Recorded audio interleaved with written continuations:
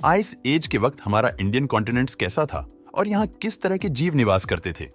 ये दुनिया भी समय के साथ लगातार बदलती रहती है। साथ ही यहाँ जीने वाले जीवों के जीवन में भी लगातार बदलाव होते रहते हैं। आज से करोड़ों साल पहले इस धरती पर विशालकाय डायनासोर का राज था, मगर आज हम इंसानों ने इस धरती पर कब्जा जमा रखा है।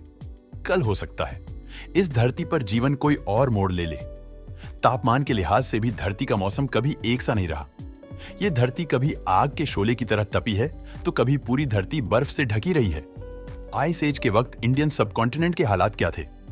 हम पहले ये समझने की कोशिश करते हैं कि आखिर आइस एज या कहे हिमयुग आखिर है क्या? हिमयुग उस समय को कहा जाता है जब पूरी धरती पर चारों तरफ बर्फ की मोटी मोटी चादर होती थी। पूरी धरती इतनी ठंडी हो जाती है कि यह बर्फ की करीब 4 से 5 किलोमीटर ऊंची परत चढ़ जाती थी। वैज्ञानिक का मानना है कि हिमयुग समय समय पर आते रहते हैं और हजारों लाखों सालों तक बने रहते हैं। मगर अब सवाल उठता है कि आखिर ऐसा क्यों होता है? धरती पर इस कदर ठंड क्यों बढ़ जाती है? दरअसल धरती को गर्म रखने का जिम्मा सूरज का होता है। अगर धरती पर सूरज की रोशनी पर्याप्त मात्रा में ना पहुंचे तो धरती पर ठंड बढ़ने लगती है और बर्फ जमने लगती है। धरती सूरज के चारों ओर घूमती है और ये रास्ता समय के साथ बदलता रहता है और साथ ही धरती का सूरज के साथ एंगल भी बदलता है। ऐसे में एक ऐसा वक्त आता है जब धरती सूरज से ऐसे एंगल पर होती है कि पूरी धरती पर ही सूरज की रोशनी नहीं पहुंच पाती। यानी इस दौरान धरती पर हिमयुग का आगमन होता है। चारों तरफ भयानक ठंड और बस बर्फ ही दिखता है। इस दौरान धरती पर जीवों के लिए सरवाइव करना मुश्किल हो जाता है और कई सारी स्पीशीज बर्फ में विलीन हो जाती है। वैज्ञानिक मतों के मुताबिक पिछले आइस एज में इंडियन सबकॉन्टिनेंट का हिस्सा बर्फ से नहीं ढका था, क्योंकि यहाँ का वातावरण धरती के बाकी हिस्सों के मुकाबले ज्यादा गर्म था। हिमालय की चोटियां जरूर बर्फ से ढकी हुई थी। हालांकि इंडियन सबकॉन्टिनेंट भले बर्फ से ना ढका हो, मगर उस दौर में यहाँ भयानक बारिश हुआ करती थी। चारों तरफ बस पानी का भयानक बहाव होता है। उस दौर ने आज के भारत के क्लाइमेट को इफेक्ट किया। उस समय भारत में जीवों की कई सारी स्पीशीज रहा करती थी, जिनमें से कुछ वक्त के साथ विलुप्त हो गई और कुछ इवॉल्व होती रही। यानी आज के जीवों के पूर्वजों ने आइस एज के उस दौर को जिया है। आइए अब जरा जीवों की उन स्पेशल स्पीशीज पर नजर डालते हैं। एशियन स्ट्रैट टुस्केड एलिफेंट इस धरती पर हुए सबसे विशालकाय हाथी थे, जो इंडियन सबकॉन्टिनेंट की धरती पर रहते थे। ये बहुत हद तक नॉर्थ अमेरिका और साइबेरिया में पाया जाने वाले मैमथ से मिलते जुलते थे। इन हाथियों को आज के समय के हाथियों का पूर्वज माना जाता है। हालांकि इनका स्कल स्ट्रक्चर आज के हाथियों से बहुत अलग था।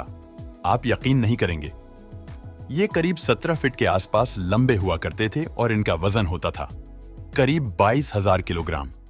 अब आप कल्पना कर सकते हैं कि ये कितने विशाल का हुआ करते थे। उस समय इंडिया में इन हाथियों के अलावा भी हाथियों की बहुत सी स्पीशीज हुआ करती थी, जैसे कि स्टेगाडॉन। ये हाथी भी बड़े विचित्र हुआ करते थे। इनकी साइज की बात करें तो ये करीब 4 मीटर यानी कि लगभग 14 फीट ऊंचे हुआ करते। इनके बाहर वाले दांत भी करीब 3 मीटर यानी लगभग 10 फीट लंबे हुआ करते थे। माना जाता है कि ये जीव भी आज के हाथियों की तरह अच्छे तैराक हुआ करते थे। ये जीव ज्यादातर झुंड में रहते थे और अलग किसी छोटे टापू पर अपना बसेरा बनाते थे।